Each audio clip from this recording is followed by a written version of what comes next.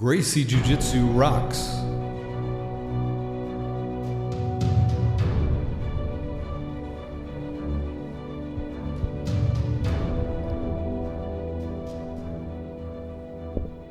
Welcome to the Gracie Jiu-Jitsu Rocks podcast, a podcast dedicated to Gracie Jiu-Jitsu and all things Gracie, including self-defense, competition, anti-bullying, women's self-defense and empowerment, nutrition, and most especially, the people involved in Gracie Jiu-Jitsu. This podcast is for the average Joe. It's for anyone who practices, trains, teaches, or just loves to talk about or hear about Gracie Jiu-Jitsu. We'll explore the lives of Gracie Jiu-Jitsu practitioners, how they got involved in the art, and what effect it's had on their lives. So buckle up and enjoy the ride.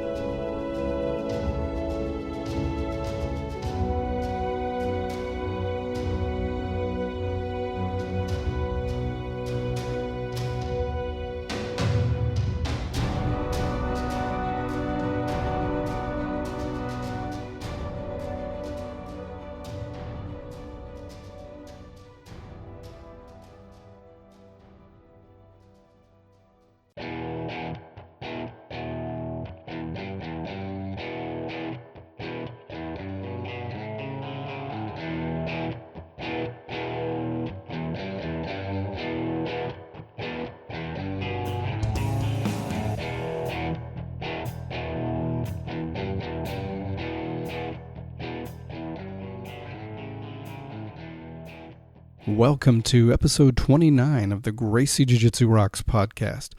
As always, I'm your host, Marty Josie, and thanks for listening. Today I have a very exciting guest. I'm sure everybody's already familiar with Ryron Gracie, and we'll be talking with him today. Ryron is, of course, the one of the head instructors of the world-famous Gracie Academy in Torrance, California. He's world-renowned for his exceptional teaching ability, and is, of course, the grandson of the late Elio Gracie and the oldest son of Grandmaster Ryron Gracie. So excited to have him. He's one of my favorite people. Has had a big influence in my life, jiu-jitsu wise, as well as just in general. So stay tuned to towards the end of the interview. We're gonna make an exciting announcement about the show. After the interview, stay tuned for the Make a Difference, Make an Impact segment. Okay, without further ado, let's talk to Ryron.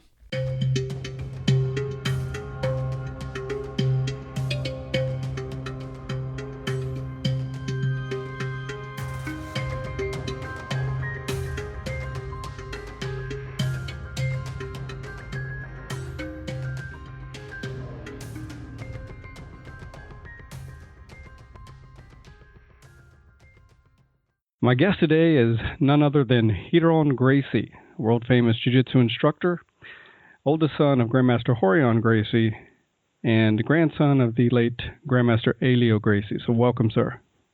Thank you. Thanks for having me. I got to say, I've been an admirer of yours, Ryron, for quite some time. You're definitely someone I greatly respect and look up to, so thank you so much for taking the time to talk to us today. And you admiring me is not really even admiring me. It's admiring everybody before me who taught me and brought me to where I am, and most importantly, my grandfather, Eddie Gracie. So, yes, well, you are the modern-day embodiment of it, so I do admire that and where it's come from and everything that comes with it. So let's just jump in and talk about Metamora 6, your recent performance in your match against Josh Barnett. Tell us how that came about and what your thoughts are about that experience. It came about because my whole life, my grandfather and many of my instructors and relatives and people around me, I was always trained and taught to be ready, to go as far as to eat healthy and eat and drink good things, never smoke, no drugs, go to bed early, to take care of myself to the highest degree, for the reason that you never know when you might be thrown in a situation where you have to fight.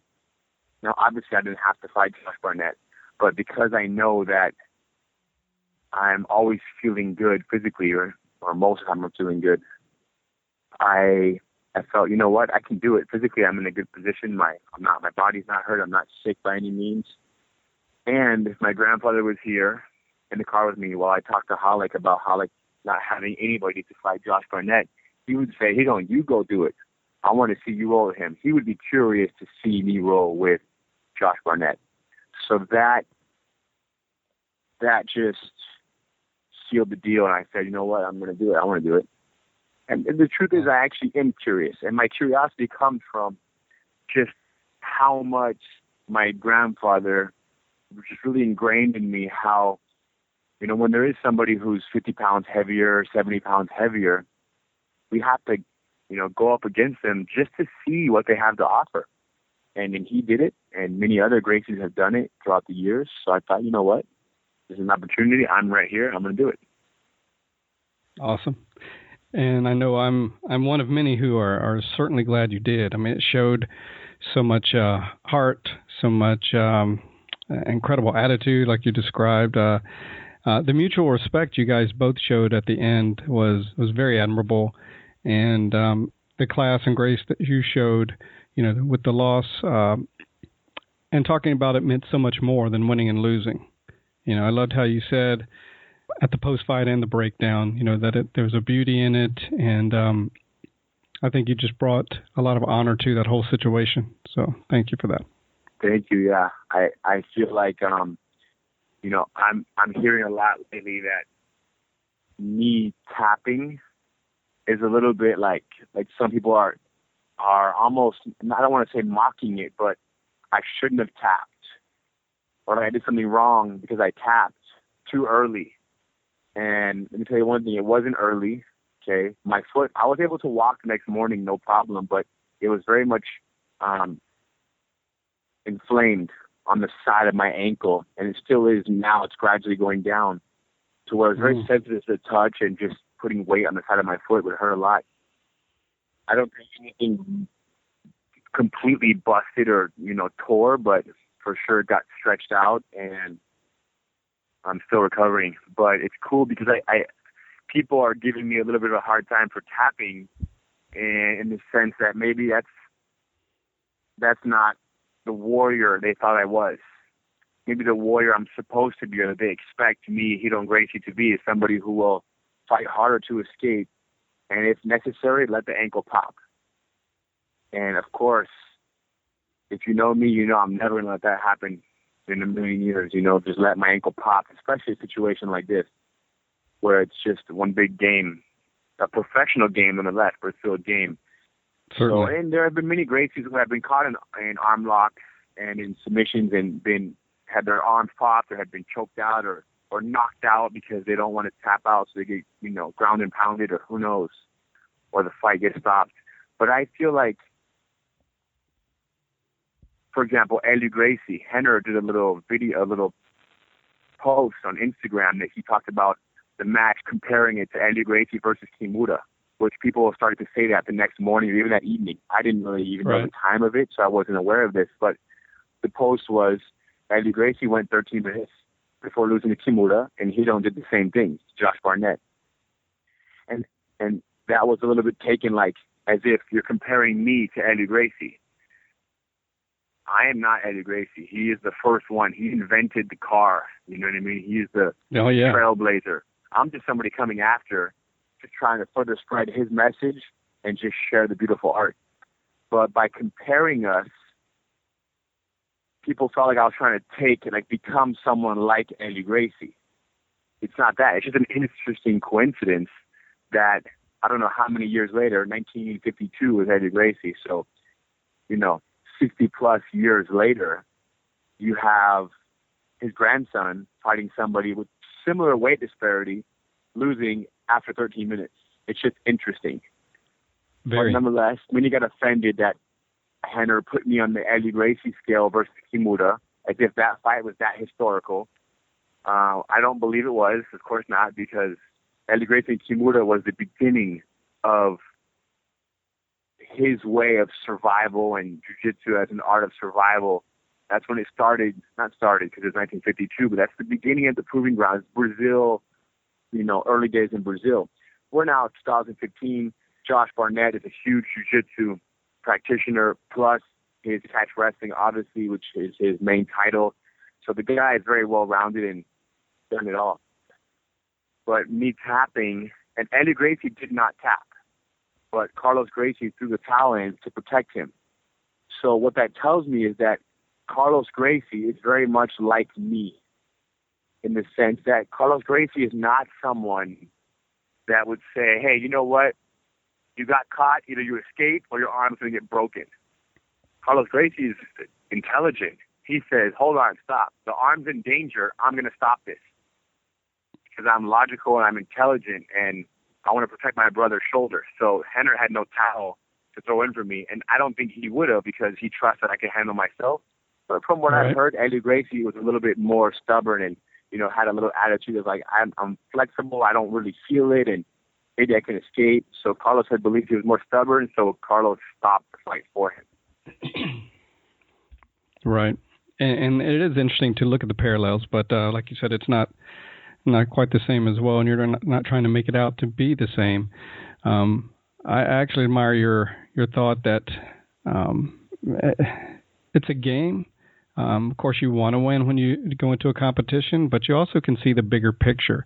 Your life wasn't in danger. This wasn't a fight to the death where you might have had to risk fighting through something dangerous like that. But for these purposes, for your curiosity and for your learning and for your development, it's a smart thing to feel that danger, realizing and say, okay, he got me. So. Yes, and I felt it immediately. It didn't take too long to know that it was really tight. And I had no idea how quickly Josh would squeeze my foot. And he did not. He put a fair amount of pressure quickly, but I can tell that there was a little bit of, he knew what he had. Mm-hmm. No, he certainly seems like a class act in that account instead of trying to just rip it. Yes.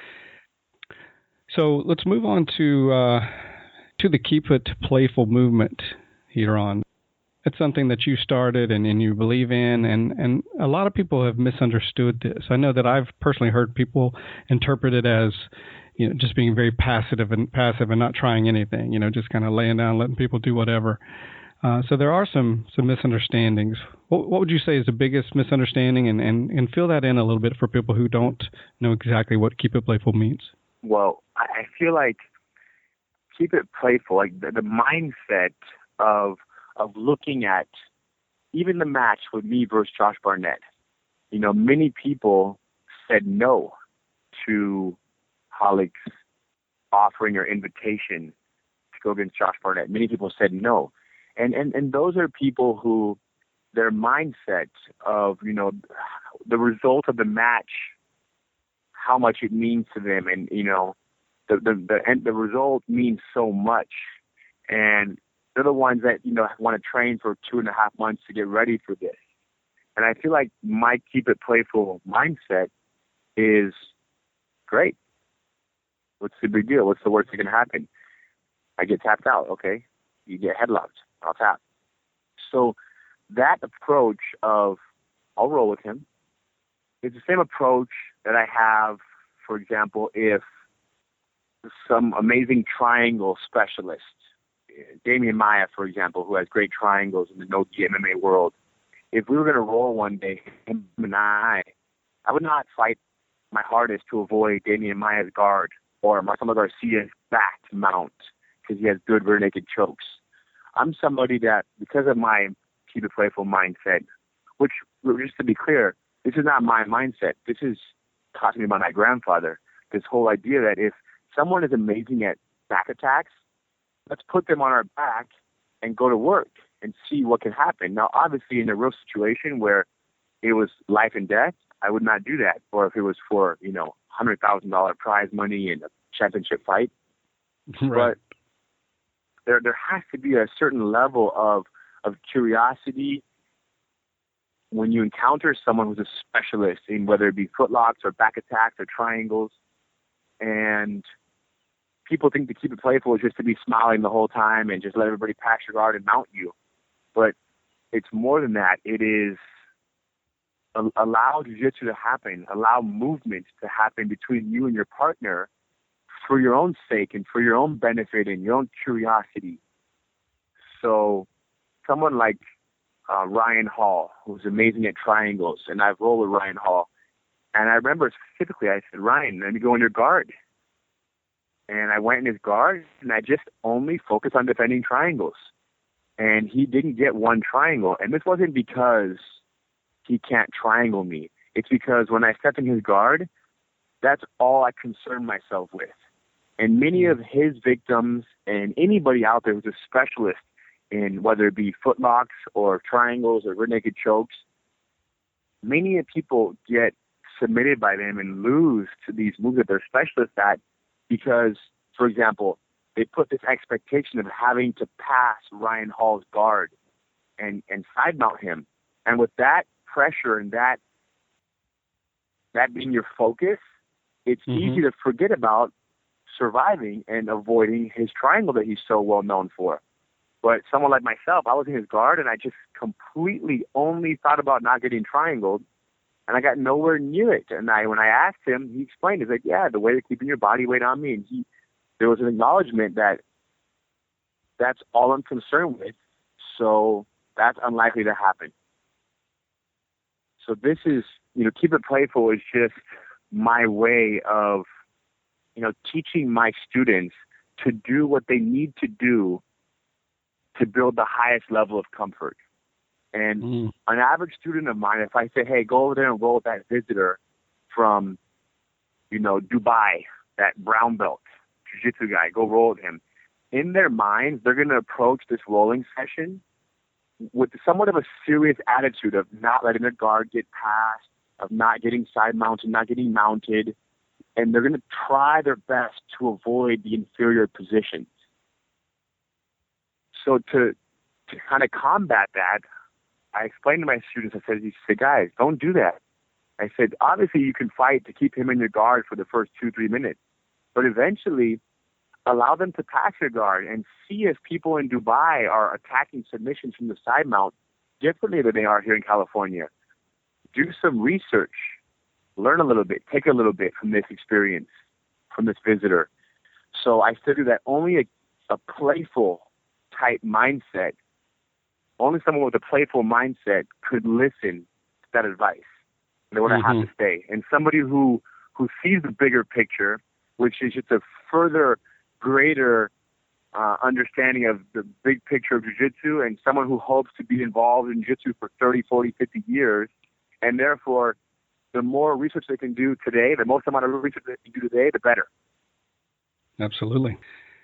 I feel a little bit like it's a no-brainer, and I feel like it's the most intelligent way to train. Now, obviously, if every single day you let everybody pass your guard and side mount you and mount you, you're not practicing controlling them and advancing through their guard and controlling them and submitting them. You're only doing the defensive side, which, Ryron Gracie would for sure say you should do mainly defensive side. That should be most of your game.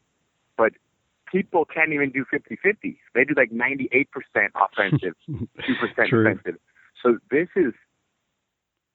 it's the most logical. It's the way that I believe people should train who want longevity in this art.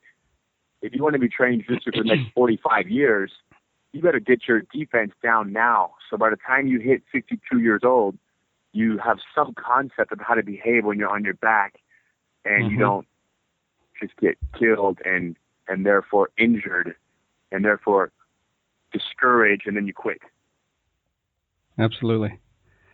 It's really putting yourself in the optimal situation for learning and absorbing everything and making every session, super productive. I watched an encounter the other day. There was a guy I know is a blue belt and a high-ranking person he was going against, and my friend was trying to pass this black belt's guard and having a lot of difficulty doing it. So the whole rolling session, well, it was 6 minutes long, was a battle for my friend to try to get past the guard, which he came very close several times, and then his opponent, quote unquote, retaining the guard and not allowing it. But even though I said he came close several times, it was clear, after a few minutes that he wasn't going to win that encounter if that's the sole, purpose or so measure of success. So my thought was for the higher ranking person, what are you benefiting by keeping this guy in your guard, keeping him from passing your guard for 6 whole minutes? Do it for 2-3 minutes and make him work and show that if you wanted to, you can certainly last 6 months doing it.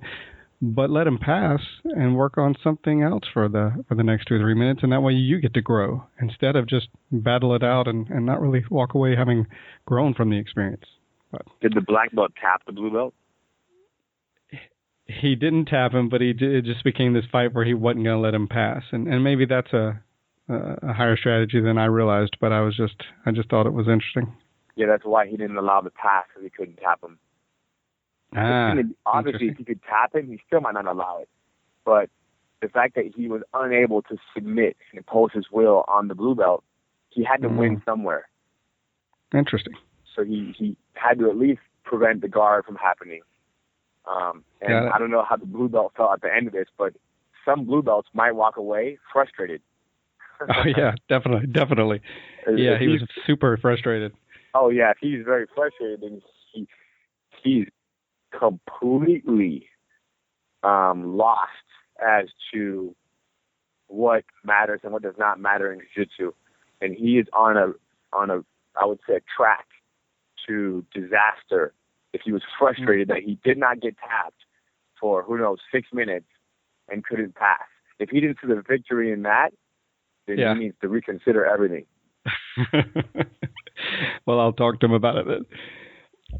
Well, let's switch gears for a second here, Ryron, and talk about family life and fatherhood. You've got a beautiful little girl. Her name's Valen, isn't it? Yes, Valen. And and she's what, a couple of years old? 2 years old. 2 years old, and she's a beautiful little girl. I had a chance to see her on a few occasions, and you're expecting any day now your second daughter. So this is an awesome time of life for you, isn't it? Yeah, I'm very much appreciating the time still with one child, and then I'm also battling with wanting the second child to happen already. Yeah. But I know that when it happens, it's back to those nights of, sleeping for 15 minutes or not 2 hours and then waking back up. Right now, we're sleeping really good at our house. From like 7 to 6 a.m., it's silence from the baby for the last 8 months. But yeah, that's I love good. it. Enjoy it while you can. Yeah, one more day or 2 more days, who knows? But I love it. And having daughters, when my daughter was born, Valen, my first thought was, son, daughter, I just want to have a kid. And she came, and it was amazing. And I wanted a daughter kind of secretly because I wanted a son because I'm Ryron Gracie, and having a son is just cool. But then secretly I wanted a daughter because I see how, for mothers in general, having a daughter by your side when the mother is, 50, 60, 70 years old and the daughter is, 20, 30, 40, who knows, just having your friend daughter who's always there to kind of, check up on her and be her friend forever. So just almost like as if I could choose like a gift for my wife in that, me, you can leave me alone and I'll just make friends with some random street kids and teach them jiu-jitsu. But for a mom to have a daughter, it's just an amazing gift. So, and once the daughter was born, I thought, you know what? Seeing her and like how she was and just, a year old or a year and a half, then I started thinking, you know what? Wow, what if she had a sister? Like, because I have a brother. Me having Henner and is the best thing in the world, right? I have a brother who's like practically my twin in many ways. I couldn't be more grateful that the universe gave me a brother so close in age. So then my thought is, you know what? What if my daughter could have what I have would mean her having a sister? Mm-hmm. And don't get me wrong, like, throughout all of this, there's always a thought of, I want sons and sons, but the Gracie family name is not one of those names I have to worry too much about, the lineage continuing. Yeah. I could probably shoot 30 Gracies and we'll still be fine. Gracies will be here forever. But right. So when it comes to, now I have 2 daughters, so I'm very much set in the sense that they have themselves and my wife has them, And if I have sons now or daughters, everything else is like, it's all covered. We're good to go. Absolutely. So I grew up with a brother, just one brother, but we had several cousins our age too. So it was mainly all boys everywhere. And I have a son and a daughter now. I waited a little later in life to get going. And, I'd always heard everybody say there's nothing like it. There's the kind of love you'll experience, there's hard to put into words. And I kind of somewhat believe that on a certain level, but until it actually happened, I had no idea. I was like, just the amazing experience of children, and that the way you love them is just like nothing else. Yeah, it's great, and I'm very fortunate that Victoria has taken it upon herself. Like, she always, she was a dancer and toured with musicians and the modeling world, a little bit of acting, and she always, wanted to get back into that. She would think about, I'm going to get back to work once the baby's a year and a half. But I feel like she is, little by little, finding that just being a parent is the most amazing job in the world, just being a mom. So I'm very blessed that as time goes, she's like researching, different methods of parenting and really doing so much reading and talking and that's good for me because she's now teaching me how to parent. And it's an art. Like, people have no idea. Like, it's as complex as jiu-jitsu, as anything. And there's so many different opinions out there as to how to parent. And, for example, if your kid takes somebody's toy, do you walk over and grab it and say, hey, we don't do that, and have them give it back and say you're sorry? Or do you stay quiet? Or do you go over there and speak to them very quietly in their ear? Who knows? So right. And I'm someone who's very observant as to how people teach, period. I'm a jiu-jitsu teacher. So I see parents every day doing things at the park or at parties or at our house with their kids around my daughter. Like, somebody, like, she'll be holding a toy and somebody will come grab it and pull it out of their hand, and the parent will run over, grab it, say, we don't do that. Give it back to her. She was playing with it, and give it and hand it back to my daughter, and that's it. And I don't know how that sounds to you. How does that sound to you? It sounds like I know why they would do that, and their motives are coming from a good place. They want to right, a social injustice, if you will. Yes. But it also is just doing it for them instead of, letting them work it out and get empowered and things like that and see kind of how they will navigate that situation on their own. Yes, and that's what, I don't know where she read this, or if she even read it, but she says, no, if someone takes Val's toy, let Val cry. Just leave it as it is. Yeah. And then when Val cries, there's a good chance that that other 2-year-old, 2.5-year-old will notice that they hurt her. Because kids need to notice that their actions, impact other kids.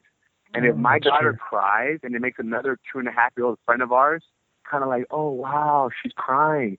And it makes the other kid, like, see that action of taking someone's toy without saying anything, made the child sad. It's going to help that other kid grow. Yeah, makes them be more empathetic. Correct. And my daughter's the same thing. If she takes someone's scooter and that kid cries, she's going to notice it. She's going to say, wow, he's crying. And I'm going to say, yeah, you took his scooter, but you didn't ask him. So he didn't understand what was happening. Can we go ask him? And maybe when he's ready, he'll share. So be kind of like, and it takes so much patience. Like the patience required in teaching jiu-jitsu to children and to adults is tremendous. And I've had many battles where I felt like I wanted to ask the student, are you kidding me with this question? Like, I've felt like times like that where now lately it's been easier. These last 5 or 4 years, I've really broken through and been the most patient person ever. But the child, it takes even more patience. Not only kids in a kids class, but kids, your own kid. Because you expect the most from your kid because they represent you.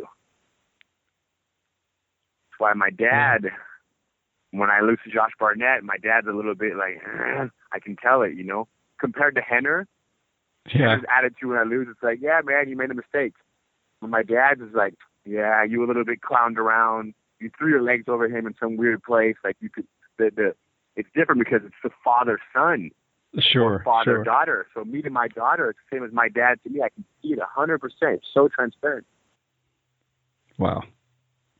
Very cool. And kudos to your wife, Victoria, for being so great in that role and striving to develop, on a daily basis. So that I got to say something about her.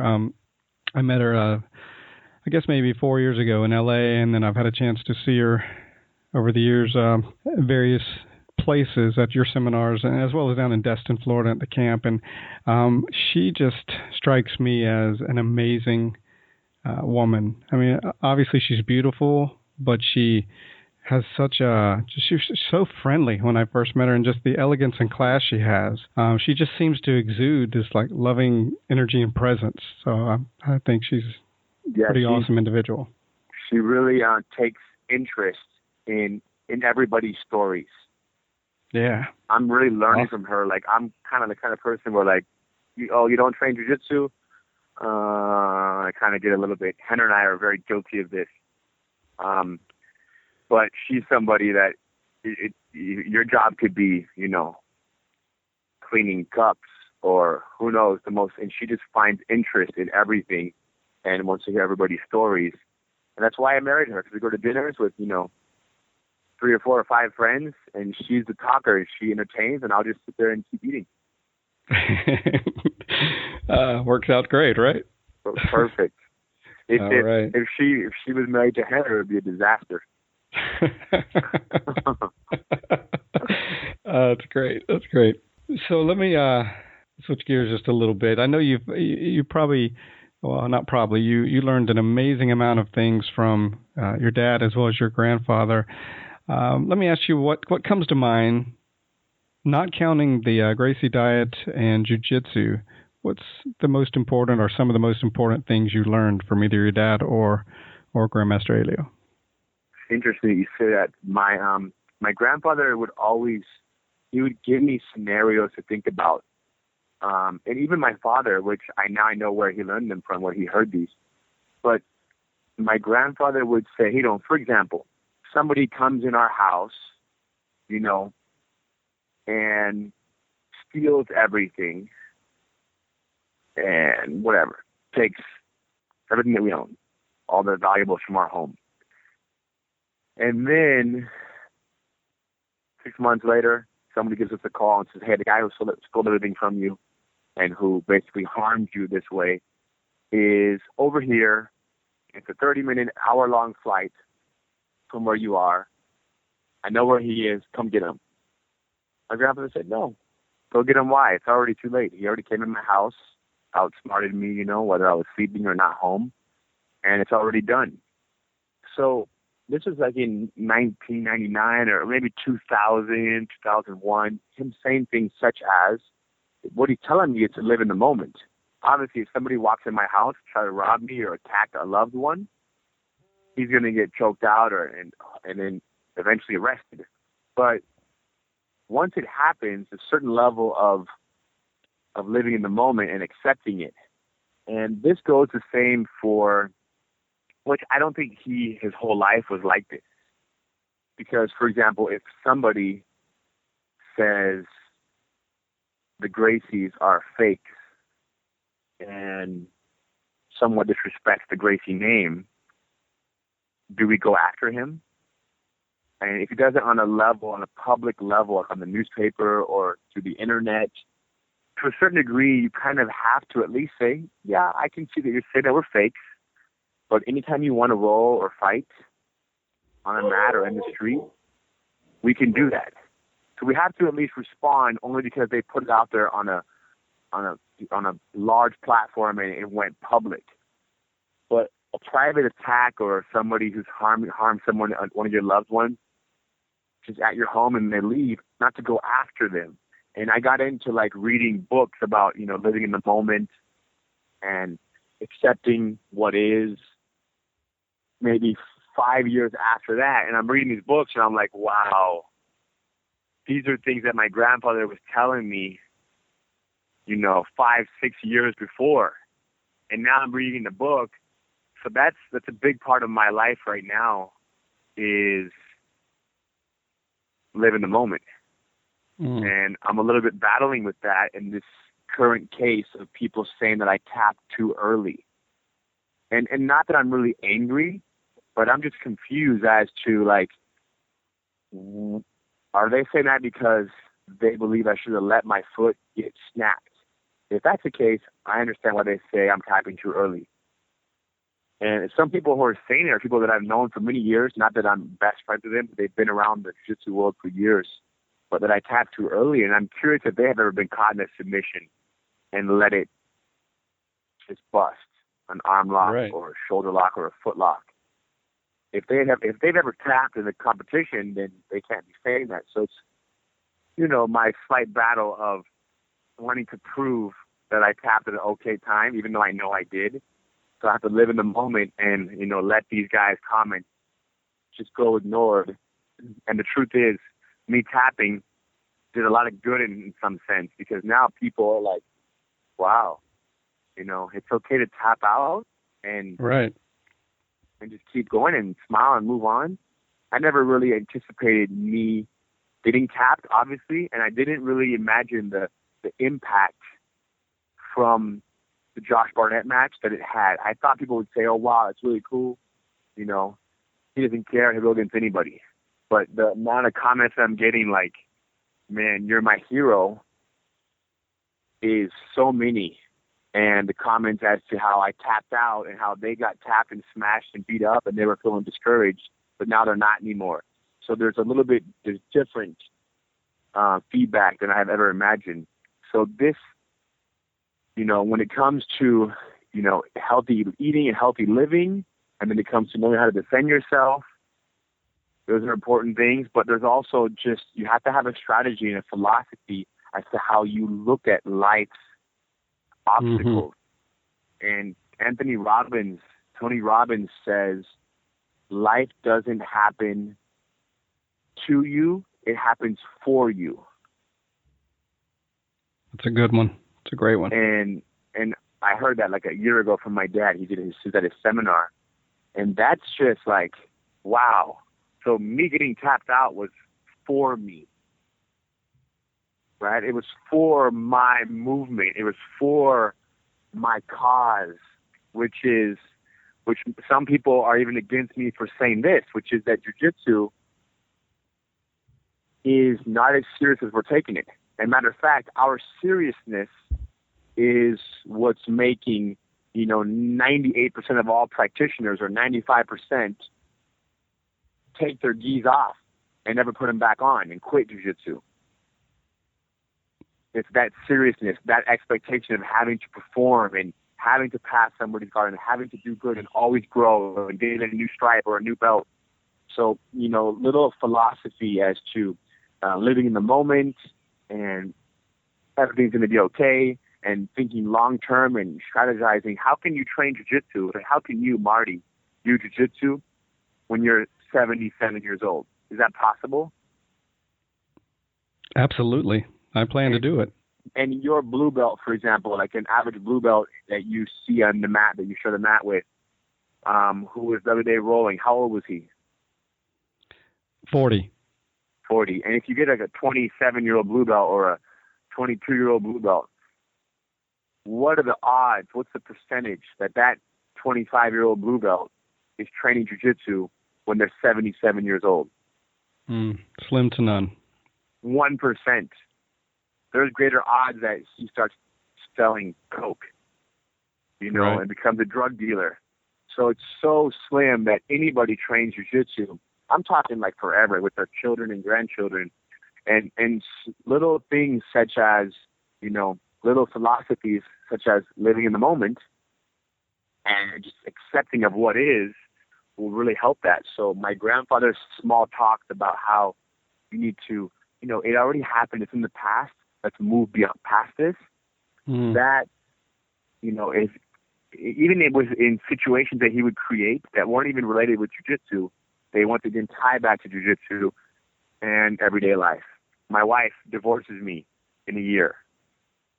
It's very unfortunate, because to find a mom that's going to raise kids better than her is going to be very rare, especially kids that are not that moms. So And just having her as my wife is amazing. So these things that I would never want her to divorce me, but she divorces me. Let's live in the moment, right? That's life is still amazing. Absolutely. It's not the event; it's what meaning you assign to it, right? It's not the event, you said? It's not the event or what happens to you. It's the meaning you place on it. What does that mean? 100%. Yeah, and living in the moment is the best way to do that. So hardest give it thing a better to do. meaning. Yeah, it is a daily walk. Is there something that you could share with us that people may be surprised to learn about you or know about you? I'm the kind of person that I don't really have anything that I won't share. Do you understand? There's nothing that I won't share. I only sometimes don't share things because there's other people involved. But I remember telling my sister this, Rose, I think. I don't know if it was her or Cecina, but a while back, just talking to some people, like, there's not too much of a private life to me because my life is so simple. So when it comes to, and I don't, so things that they'd be surprised to know, I can't really think of anything too amazing. I'm just somebody who, like I'll bring anybody to my house. Like just today, there was 2 people who were visiting from out of town, the academy. I was teaching the class this morning, and I literally thought, like, I'm going to invite them over and have lunch with them in my house. But, nice. And then I thought, Victoria's about to give birth, like, tonight or tomorrow. And we maybe do not the best timing. And she did home birth. We're doing a home birth. We did, the last one was a home birth. Yeah. So I don't know if she really feels comfortable entertaining 2 strangers. Sure. And to me, they're not strangers because they do jiu-jitsu, so therefore they're like family to me. Once like I've done one jiu-jitsu move with you, that's how I kind of feel. Like, hey, let's go have dinner, let's go. And this is very common, I think, not just with me, but amongst many jiu-jitsu instructors and Gracies. There's an immediate like connection and closeness. So I've been guilty for sure of bringing people over. I'm coming over with my friends, and then she'll ask me, like, when they leave, like, oh, so how do you know them? I say, oh, I just met them this morning. She's like, what? Awesome. Really? That's funny. So, and that's like, I feel like the odds of somebody, like, doing me harm after we've trained together are so slim. Yeah. I'm not going to leave them alone in my house while I go out of town for 4 days. Certainly. But we just spent a whole hour with me showing you how to defend from a headlock with punches, or how to take somebody down, or how to not get choked, how to choke somebody. Like, I'm giving you that which is most valuable to me, which is information that I've learned my whole life. And I'm giving it to you. And now I want to give you more. So that would have to be a really crooked person to do anything, harmful. And even to the point where, like, yesterday, somebody was videoing the group class when I was talking about the Josh Barnett match. He pulled out his phone and he was videoing it. And my first thought isn't like, what's that guy doing? Get him. You know what I mean? Right. Like, which people might take a serious offense to that. My thought is, like, hey, who's that video for? It's for you, right? Just for your own personal, for you to have? Great, keep recording. And that's what I tell them, just because I might say things, like, that I shouldn't say, like maybe I'm making fun of Josh Barnett, or maybe I'm making fun of another heavyweight, or just being myself and just doing what I do. I'm just talking, and I don't want to disrespect anybody on a level of the internet and social media. If I can avoid that, it's not my intention. So if I'm being funny and I'm making fun of someone and they're filming it and they put it out there, that's not really the nicest, because that wasn't my intention for it to get out there. If I tell my 3 brothers that, tapping to Josh Barnett is, a little bit unfortunate, I didn't really want to tap, but it's even more unfortunate because of the outfit that he wears. You see that? Yeah. That's me like making fun of his outfit a little bit, but who cares what he wears, because that's the truth is what he's wearing is Brazil 70s in Brazil. That's what they were wearing. So it's not like he's wearing anything wrong. I'm just being funny because today in society, what he's wearing is funny. Right. But I'm very okay with Speedos and grappling, no problem. So if I make that joke and then they put it out there, like, ha, he's making fun of Joshua Barnett's outfit, like that's not my style. Yeah. Well, I think what separates you is that philosophy. There's a lot of people who, and I don't put people on a pedestal, but I started off by saying how much I admire you, and your attitude and your philosophy is one of the biggest reasons. I mean, there's a lot of people who are great at jiu-jitsu, including you, but what I feel like separates you is that you walk your walk, you try to live in the moment, you exude kindness to people, and just a quality person, and that extends way beyond the mat. So that's a great thing, man. And when you say I walk the walk, you mean I walk the walk that I talk. Yes. Got it. And it's cool because even me walking the walk, some could argue that I'm not walking the path or the walk that Gracie's before walked. True. Do you understand? In the sense that, well, many Gracies would have broke their foot, or many Gracies would have done this.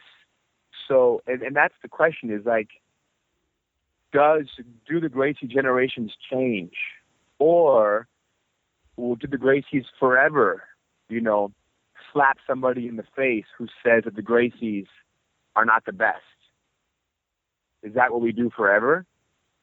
And is there growth, or not even growth, but is there change in how the Gracies are? And, as for myself and Henner, which is, I talk to many Gracies, obviously, but the ones that I speak to every day is Henner. There has to be a certain level of passiveness and almost compassion for people who say and do things that are ridiculous. And it's not our battle, it's not our job to fight every single person that does or says something that's supposedly disrespectful to the Gracie family name. And me saying that, and then me being disrespected and just letting it be, is me walking the walk. Absolutely. And then I have Gracies who condemn me for not doing that because they say, yeah, you're not walking the walk. Because if you're going to be a Gracie, you have to do what Gracies do, which is X, Y, and Z. Cool, right? I'm just trying to make it somewhat, not better or worse, but a more, conducive for my lifestyle way of being Ryron Gracie, which is anybody in the world who wants to roll, we can roll. But I'm not going to do the UFC. Many Gracies think you have to fight MMA and in the UFC. But let's remember, even Royce, he didn't do too many MMA fights. Royce he fought Matt Hughes, and that was a, time limit match. But many of Royce's fights in the beginning were Royce fighting people of different weight classes with no time limits, no judges. So you couldn't really call it MMA. They didn't qualify as MMA matches, even though they were in the UFC. Right. They were more like what was happening in the early days in Brazil, just proving grounds. So as for me, to be a real Gracie and fight MMA, I would love to fight, and I would be down, and I've trained many times to possibly fight in events, jiu-jitsu and, fighting events that had no time and no points in other countries. And, the deals never really fell through. And am I bothered? Would I have liked to have done a couple fights? Yes, it would be cool to just experience that. I wouldn't want to spend, 15 years dedicating my life to fighting people, and that's not my style. But to do it and just to experience it is a good thing. And I am gradually missing the window, and that's okay, because even not having fought MMA or in a fighting event, myself and Henner are still teaching maybe, 50 times more people than the average fighter. we're still influencing 50 to 100 times more people in the terms of giving them knowledge on fighting and self-defense and jiu-jitsu than most those who fight. So I never really had to. And the reason why is because everyone did it before us. So many Gracies have already fought. And Gracies who continue to fight in this world of MMA, the same way I went against Josh Barnett, I a little bit violated Gracie Jiu-Jitsu because I a little bit kind of threw my legs into a weird place. I felt this, desire to want to grapple with him and kind of show that I can roll and grapple. So I shot myself in the foot. I messed myself up. So Gracies that tried to, mold to these MMA events and fight MMA, I commend them because they're just testing themselves and they're going to war, and that's admirable.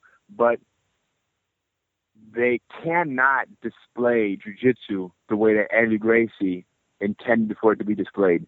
Because Eddie Gracie was someone who, first and foremost, survival was his focus. And these events, they don't want that because that would mean a very boring fight.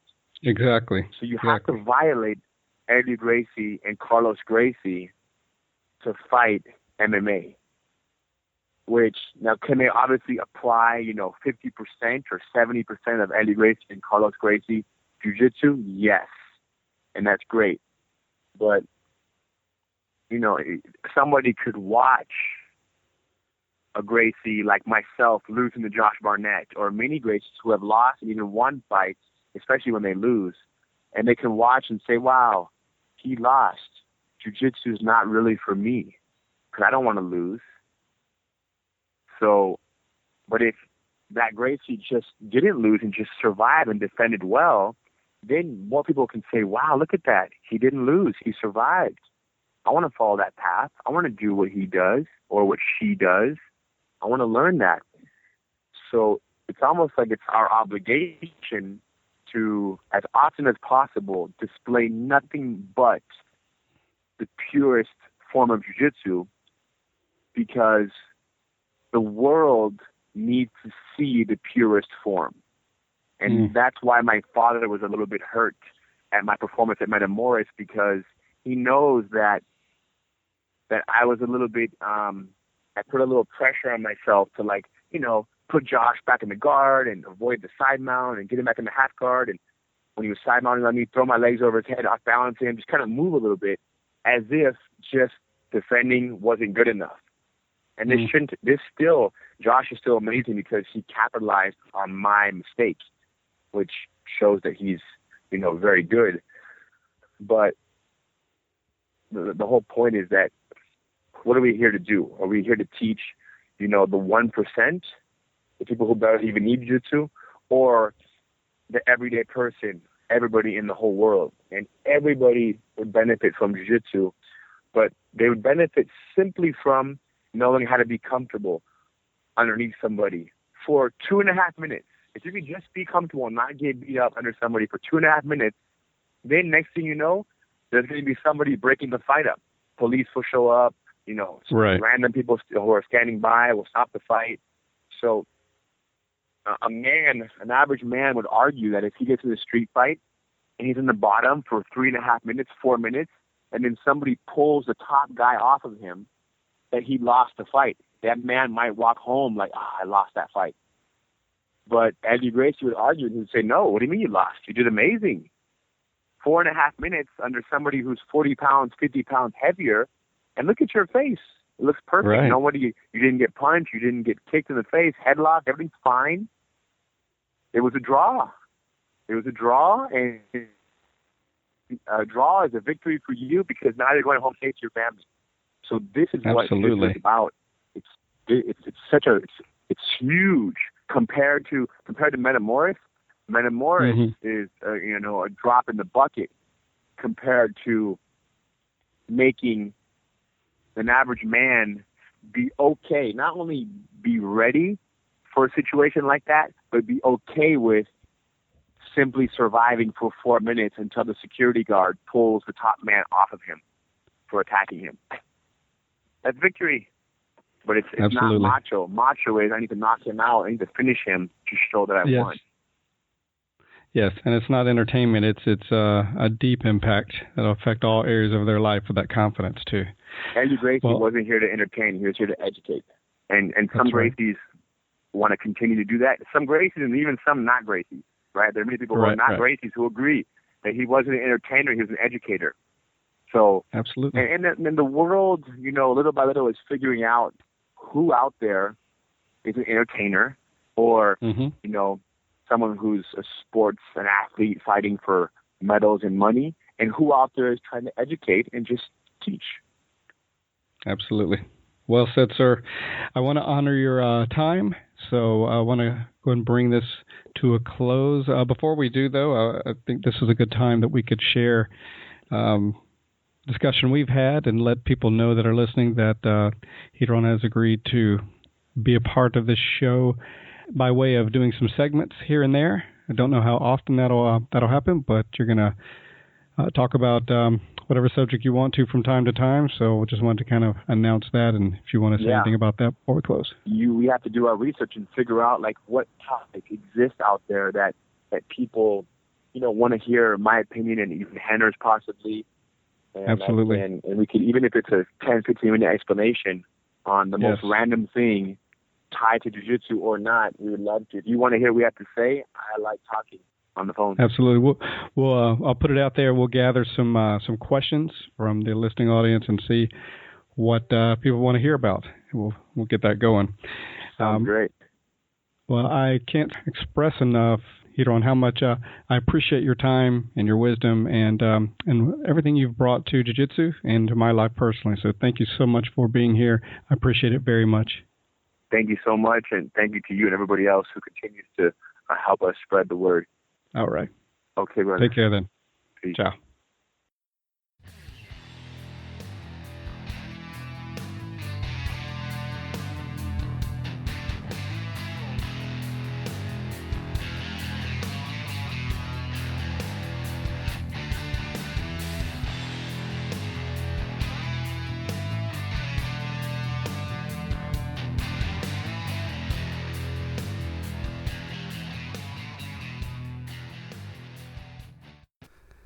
Okay, time for the Make a Difference, Make an Impact segment. Today's subject, learn to live in the present moment. So in keeping with some of the points that Ryron was making, I'd like to expound a little on living in the present moment. So to a large degree, the measure of our peace of mind is determined by how much we are able to live in the present moment. Irrespective of what happened yesterday or last year, or what may or may not happen tomorrow, the present moment is where you are, always. Without question, many of us have mastered the neurotic art of spending much of our lives worrying about a variety of things all at once. We allow past problems and future concerns to dominate our present moments, so much so that we end up anxious, frustrated, depressed, and hopeless. On the flip side, we also postpone our gratification, our stated priorities, and our happiness, often convincing ourselves that someday will be better than today. Unfortunately, the same mental dynamics that tell us to look toward the future will only repeat themselves so that someday never actually arrives. John Lennon once said, "Life is what's happening while we're busy making other plans." When we're busy making other plans, our children are growing up, the people we love are moving away and dying, our bodies are getting out of shape, and our dreams are slipping away. In short, we miss out on life. Many people live as if life were a dress rehearsal for some later date. It isn't. In fact, no one has a guarantee that he or she will be here tomorrow. Now is the only time we have, and the only time that we have control over. When our attention is on the present moment, we push fear from our minds. Fear is the concern over events that might happen in the future. We won't have enough money, our children will get into trouble, we will get old and die, whatever. To combat fear, the best strategy is to learn to bring your attention back to the present. Mark Twain said, "I've been through some terrible things in my life, some of which actually happened." I don't think I could say it any better. So going through your day, your week, your month, I invite you to practice keeping your attention on the here and now. Live in this present moment. Your efforts will pay great dividends. And that's going to do it for this edition of the show. As always, I do appreciate your listening. And if you haven't already, go on over to our Facebook page and like us. Go to iTunes and rate the show. We need more ratings for sure. And also, we always like to hear your suggestions, your feedback, positive or negative, suggestions for the show, etc. I want to thank Ryron Gracie for his insights and his time. And what a pleasure it was to have him on the show today. I look forward to having him on additional segments in the coming future. Okay, this is Marty Josie, and until next time, I'll see you on the mat.